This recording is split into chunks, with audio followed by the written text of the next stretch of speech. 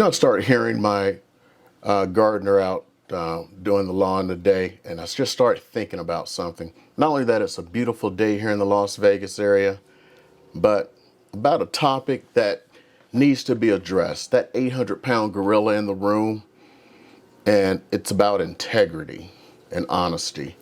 So, several little issues that popped up over the weekend, and it has to do with, real estate, and we know the market is tough. And let's just be honest, a lot of you don't trust real estate agents. And I know why. There's a good reason why. Because a lot of real estate agents don't believe in what they say, what they do, and it's all about the almighty dollar. Now, to have somebody sit there and say that and say the truth to you may seem a little strange, but operate a little different way. Any of you who followed any of my videos can probably attest to the reason why. I'm retired from the military, and my heart goes out, and a lot of the people I work with are fellow veterans, military, and that's where I put a lot of my effort to. Anybody else who I work with, hey, I give you the same hard effort. And a couple of issues popped out, and then listen to the gardener there, that kind of brought out another one. So it's kind of like a nice little three-peat. So I'm going to start off with, I retired from the military. I was a military officer.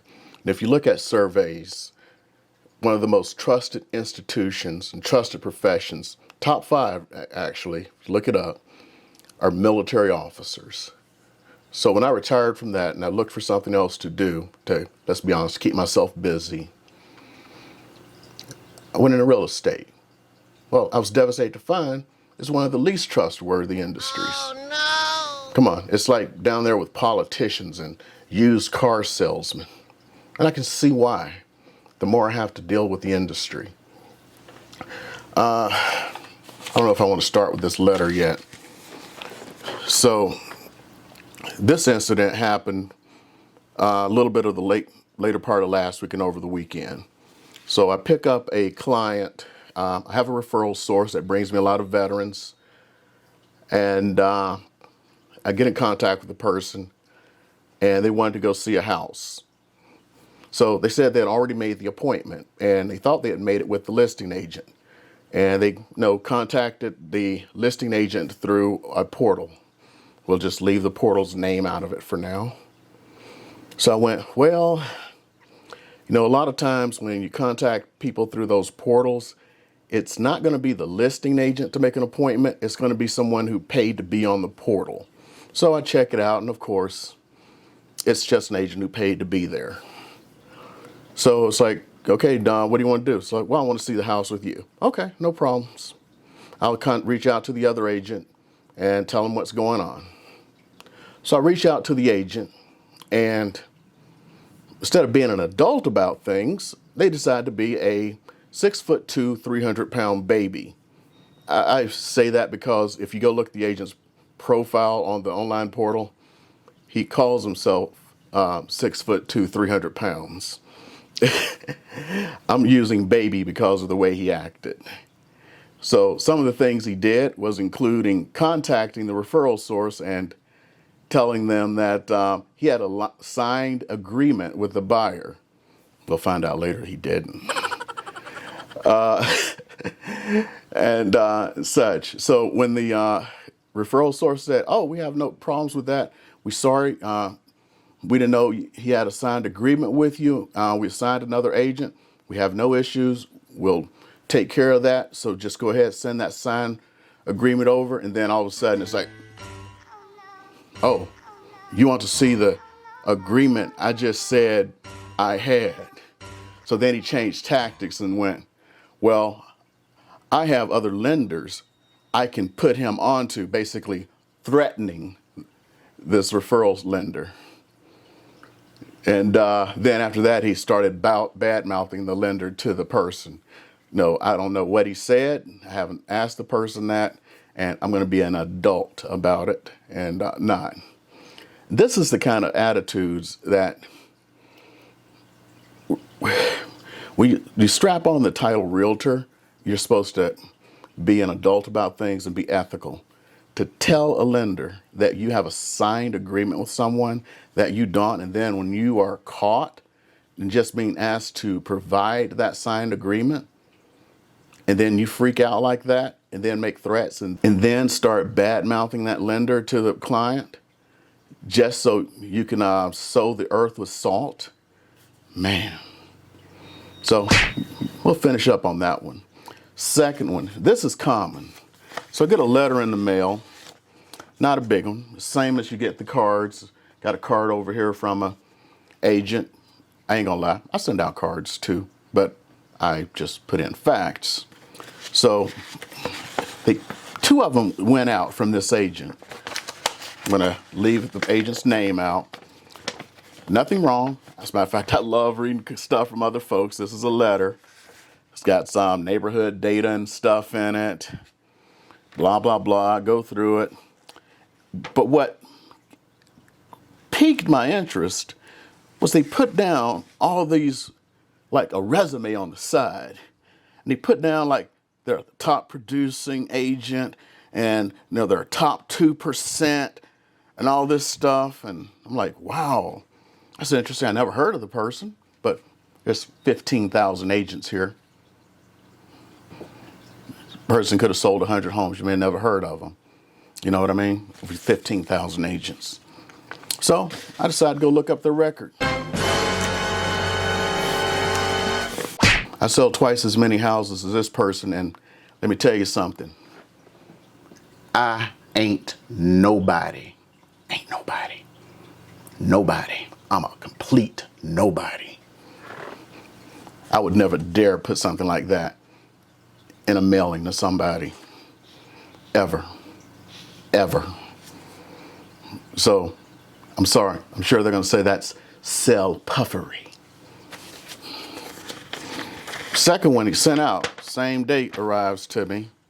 So I guess he thought, I don't know, maybe got me mixed in with some expireds.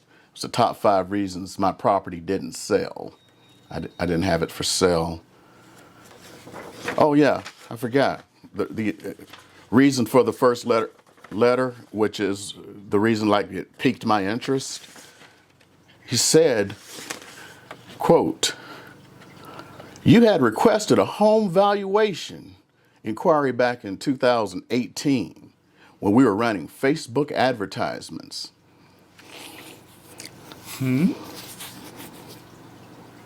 You may not have recalled. Blah, blah, blah, blah, blah. Let me tell you a secret. Neither myself nor my wife have responded to a Facebook ad. That is pure puffery because they figure you're not going to remember from 2018 whether you did or didn't. So he just sent them out blind, hoping you don't remember, or if you didn't, you're just going to throw it in the mail. I mean, throw it in the round mailbox known as your trash can. No harm, no foul, right? Well, there is harm and foul. You don't send out letters saying, I have a buyer when you don't have a buyer. Well, I'm sorry, everyone does. Everyone send out a letter saying when you're responding to a Facebook ad from 2018 when I know I didn't. See, I didn't. I know every ad that I responded to because when I respond to a Facebook ad, I got a fake address that I put things in just to see what the agent does. Little secret. So my address wouldn't have went in there because I run Facebook ads myself. I ain't gonna lie. So when I do try to see what other agents do, we spy on each other. I don't put my own address in. I have somebody else's address I put in and they'll receive the mail for me. That's the way I do it. That's why I'll see how they track things down. But so if it comes to me like that, I know they lied. So I know he lied. And coming back full circle about the gardener. I've had him since the beginning of the year or so.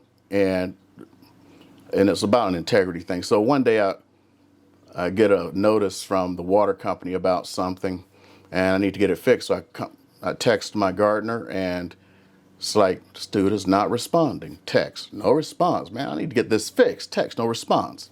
So I finally see the gardener out there. I go out, and it's like, this isn't the gardener. Find out it's a new gardener. My old gardener sold his router, whatever you want to call it, to this guy. Never said anything to me. All the text I've been sending didn't say a thing to me. And then the guy mentions that he hadn't been paid in 2 months. I've been paying the old gardener, who didn't turn over the money to him, of course, and didn't say anything to me. See, this is where it gets worse. It's like, okay, I need your information. I'm going to pay you, because if you haven't been paid by the old guy, I at least need to be paying you. And then this is where it gets real strange. I start going like, so what's your agreement, and what has he told you that I'm paying for the yard service? And he just gets all evasive. Whatever you're paying. Yes. What's that number? The standard? In other words, I have no idea what he was being paid. He just kept being evasive because he knew the other guy was probably taking a cut, and he wanted to get the full amount, whatever that was. So for all I know, he was being paid half as much, and he didn't want me to be able to negotiate.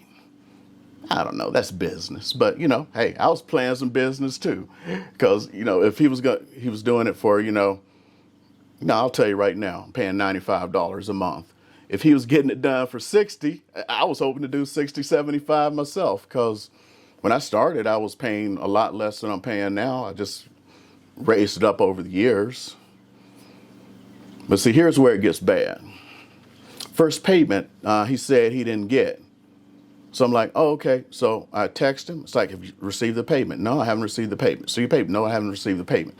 Well, since you're out there, just come up to the door and I'll pay you. So I keep following up with the bank, and it's like, that's been paid, sir, and cashed. So, I pull it from online. Now wait a month or so, get a few payments through to see where the money went. Yeah, it went into his account. By the way, I then text him and I go like, hey, that payment you said you didn't get, I show that you received it and cashed it. Funny thing is, he never responded to that text. So I guess that's maybe it's kind of like the Vegas way or something. Anywho, I'm closing this down. I was talking about integrity. When somebody starts acting like a big baby, saying obviously look-upable, falsifiable stuff, saying they didn't receive a check that obviously went into their bank accounts, stuff like that, check it out. If I start saying stuff that don't make any sense, challenge my ass. And that's about all I have to say on that. And if what I've said provided a little bit of value to you, hit that subscribe button below, click that bell notification, share this with your friends. I know I'm not doing this the way everybody else does it. I kind of drop a few too many truth bombs on folks. And go ahead and watch any other videos that I have popping up here, because I'm trying to drop as many truth bombs as I can.